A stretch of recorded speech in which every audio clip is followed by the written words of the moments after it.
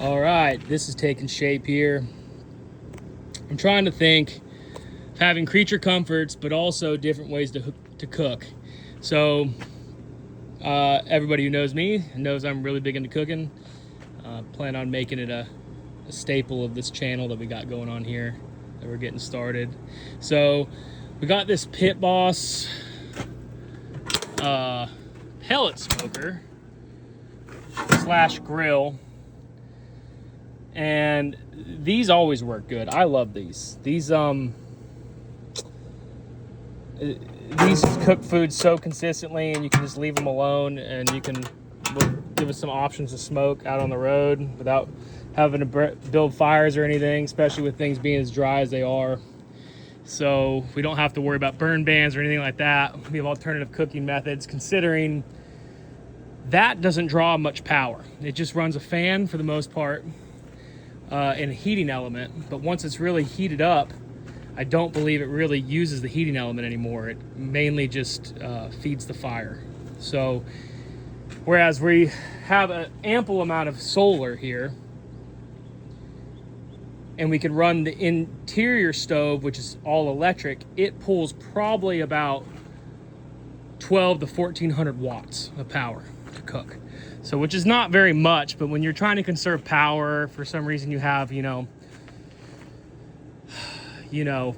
days where you have cloud cover or it's been raining, especially if you're up in the Northwest, up in Washington, Oregon, something like that, California, where you just don't always get a whole lot of sun.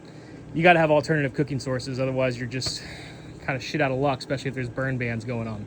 So with that in mind, I have this as well. These are all things that I've already kind of had that I just figured I'd take with me and retrofit onto this bus on this platform that we're building that's kind of evolving. But we also have a propane grill, which these work great.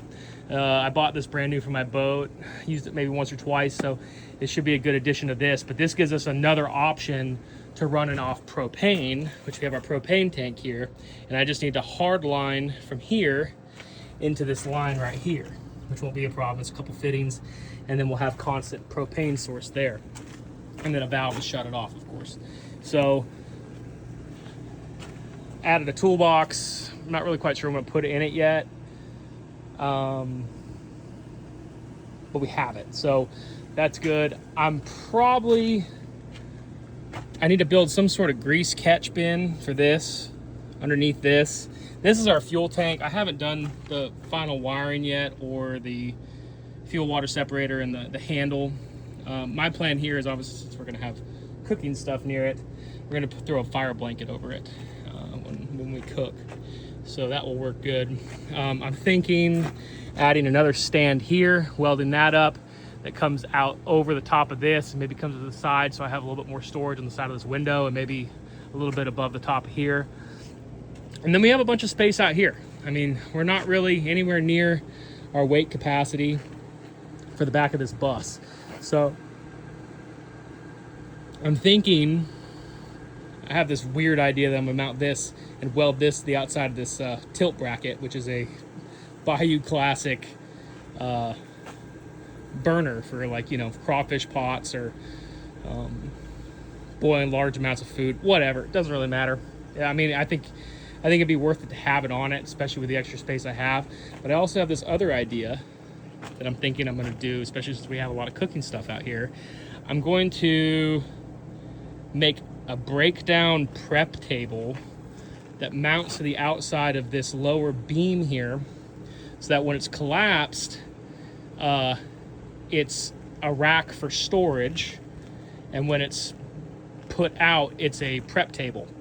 Obviously, all the cooking would happen with the bike off of the mount, of course, and then that will give us extra room. But I mean, you know, we have all these cooking spaces here, but we need to have prep spaces as well, and I don't really want to store tables and all that other kind of stuff underneath, because I'm already completely capped out on space underneath the bus with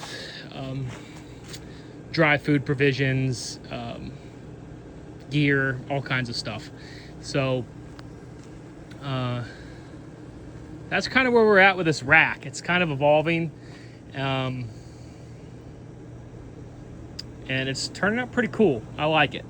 This is going to be a mobile outdoor cooking station, and for some additional storage here. I'm probably even going to take a water tank. I have a small, probably 15-gallon water tank that I'm thinking about mounting up here, and it will gravity feed probably up here. I'll probably gravity feed down here to a spigot or something like that, where I can get water, wash my hands, clean fish, whatever, whatever we got going on here. And I may even plumb it in to something else so that I could fill it, have a valve where I can pump water up to it from the main water tank. And I think that will work pretty good, so I don't have to fill multiple water sources. The other thing I need to wire up out here is the charger for this bike. It charges right here on the side port here, and